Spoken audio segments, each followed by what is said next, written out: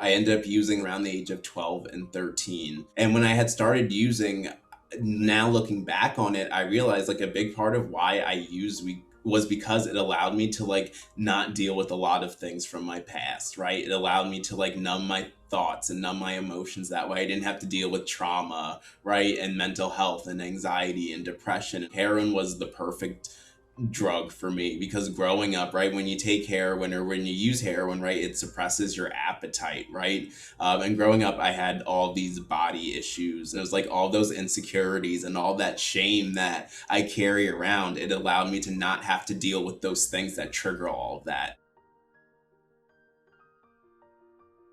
As time went on, I started to notice myself in just these very peculiar situations because of my use. And I started to get like these hints and these feelings and these signals that, maybe like I should stop. Maybe I should slow down and like try something else. But at that point, I was so deep into it that there was nothing that could really convince me otherwise. And so my use continued for a couple of years until I was about 19, almost 20 years old. The whole reason why I ended up stopping using was that back in January of 2015, I was hanging out with this kid who I used to use with. And as we were leaving the apartment complex that we used to pick up from, I ended up crashing my car into a fence in that apartment complex. And before I knew it, I was handcuffed and in the back of the cop car. They searched my car and everything. They found like all my stuff. They found like my needles. They found like my tin foil that I used to use when I was using. And I remember like being in the back of the cop car and I was thinking like I wasn't worried about the fact that, hey, like I'm about to go to jail or I have to call my mom and tell her that I got arrested, right? I was just mainly focused on and pissed about the fact that I didn't get to use like in that moment. And so I ended up in Hope House and like for the first time I got to like meet these people who were in recovery, who weren't using, and they were actually like genuinely happy, and that was like something that I didn't think existed or could ever actually happen because for so long my happiness and my sense of self was all tied to my drug use. And so as I was inpatient and I was still going through treatment, I was in the process of figuring out drug court.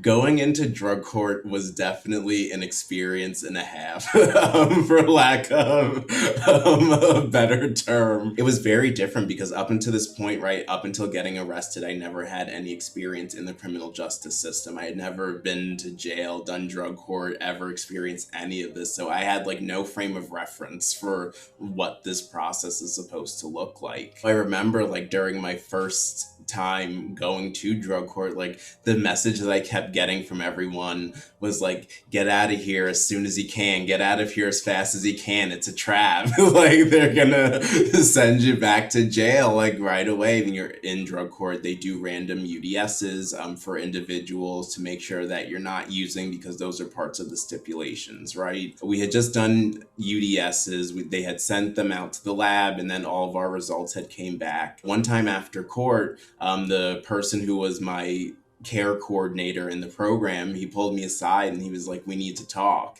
And I was already nervous. Like I didn't know what I had done or what was going on, but I had that thought in the back of my head that I must have done something wrong and it means that I'm going to go to jail because that's just what happens here, right? He pulled me in and he was like, you don't know why we're calling you in here, why we want to talk to you. And I told him I have literally no idea why. And so he tells me that, well, we have this UDS and it says that you came back positive for alcohol. It's showing that you drank alcohol at some point recently. And when he said that, I was absolutely shocked, right? And scared because I knew for myself, like I had never drank. I made it a point in that time to like not do anything remotely that would trigger something on a UDS. And so I kept explaining to him like, no, I didn't do it. I didn't do it. I didn't do it. And they just automatically, they didn't believe me. They're like, well, if you don't admit to us that we did, then we're just going to send you to jail anyways. We're going to sanction you because you're not being honest. And so I had to call my lawyer and ask them like, help me figure this process out because I don't know what's going going on. The end result ended up being that they looked back over my UDS results again, and essentially they ended up reading it wrong. And the person that I was working with, he was like, so Mr. Rabii, we just wanted to let you know that it turns out that we read the results wrong and that your UDS results didn't come back positive for alcohol. But you had mentioned this comment that you felt like we weren't treating you well during this whole process. And if that's how you feel, then maybe this isn't the program for you. After that experience, it ended up leaving like a very bad taste in my mouth. I definitely think that there's a purpose behind utilizing UDSs. I think it all depends on the intention behind it, right? When it's used as something that's very punitive, that creates a very complicated dynamic. I think when you're utilizing UDSs just for your own knowledge to know, okay, this is what this person is using right now, right? And this is the best way to manage and help them in this process. I think that that's a wonderful thing. A big part of the mandates was being able to like work on getting employment, right? Or like being engaged in school and like being an active member of society. But that's really difficult to do if every Thursday you have to go to court, or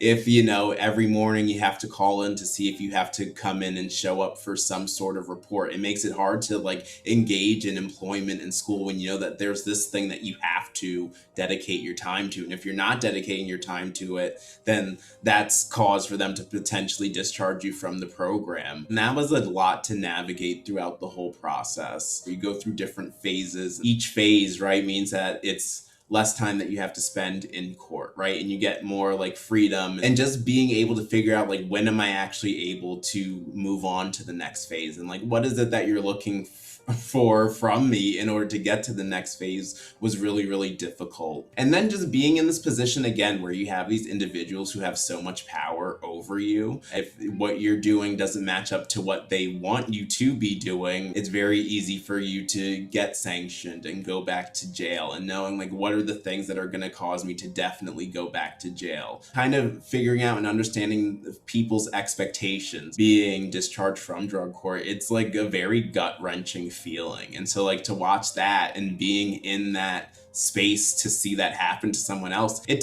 like demotivates you a lot, and it makes you lose a little bit of hope because you think like, that could be me. Now being on the other side, working as a counselor and as a clinician and working with individuals who go through the same process, right, it allows me to see it from a very different perspective. And it just taught me how to be more accountable for myself. And how to help other people, when they're going through the same type of situation, and helping people navigate, the process of drug court. Because it's a lot. And if you don't have supports with it, it makes it really, really difficult.